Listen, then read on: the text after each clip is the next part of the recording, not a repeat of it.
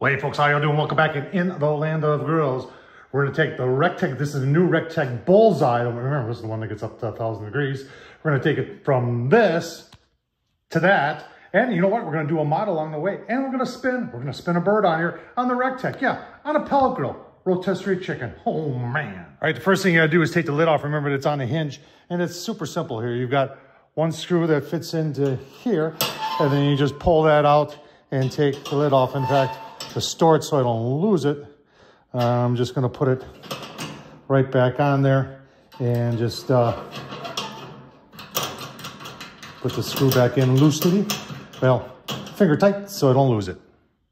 All right, next is the rotisserie. Now, this is a Weber rotisserie, but there's other companies that make them out there. Only Fire is one of them. If it's made for a 22-inch Weber kettle, it'll fit on this grill. And people are probably going to say, well, Tom, now you can't get into your pellet hopper. Well, you know, you can get access into there.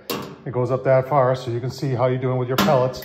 But if it really bothered you, you could turn the whole thing so that the handle and the mortar, like the mortar's facing the front, something like that. Now, I think we're gonna have to do a mod for the cover. Well, you're probably saying, Tom, why can't you use the Weber kettle cover? If you've got the rotisserie, chances are you've got a Weber kettle, 22-inch, and yeah, that'll work. That'll work actually just fine. But I want to do something with the RECTEQ one because I've got some other ideas and I want to put an extra handle on my RECTEQ. So let's do that. All right, so there's a RECTEQ cover on there. Now, obviously you don't have a hinge on there. So all you've got is this handle out front here. And obviously when you're running it, you don't want to pick it up from here. So I'll leave the link down below where I got this on Amazon. But I'm going to put, now I could get two of them, put them on the sides, but then, yeah, I don't know if I like that. But I think up on top here, and there I go, avoiding the warranty again, is I think that's where we're going to put that. Let's do that. All right, successfully modified. Take that off like that. Bolts were a little bit long on the back side, so I did trim those off. And we were good to go. A lot easier that way. And that way you can use the RECTEQ top with it. And, you know, it's got the ventilation back there. But if you wanted to use the Weber kettle lid, you could use that too. This is what I choose to use. All right, we're going to truss our chicken, and we're using this turbo trusser product, folks. And it's super simple. I mean, if you ever struggle, there are people that are really good at trussing chickens. I'm not one of them. And this makes it super simple. American-made stainless steel. These guys are a little bit of a success story here. They were featured on Shark Tank, actually. And I think they got sponsored by one of the guys on Shark Tank. So nice to see, you know, a small company there making a go of it, but it's a great idea. We're going to put it on the spit, get it on the RECTEQ. All right, using the app, I've said this before, I believe this is one of the best apps, and it connects every time to the Wi-Fi on this thing, whether it's 2.4 or 5G, it works.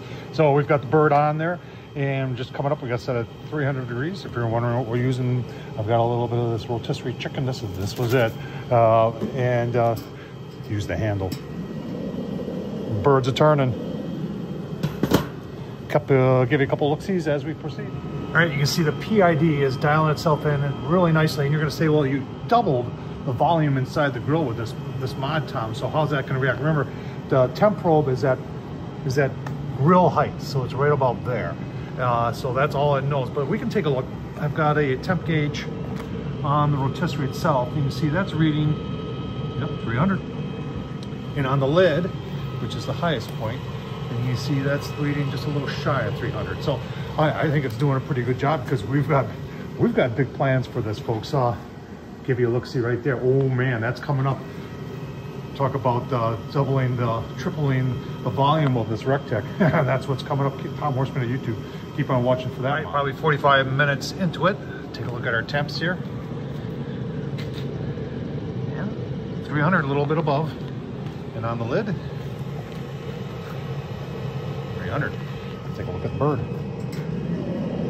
Oh yeah, 160-ish is what we're gonna cook it to. Give you a look-see. So far, so good. But the turbo trusser is doing it well. One leg fell out of the turbo trusser. Oh well. All right, one last look here.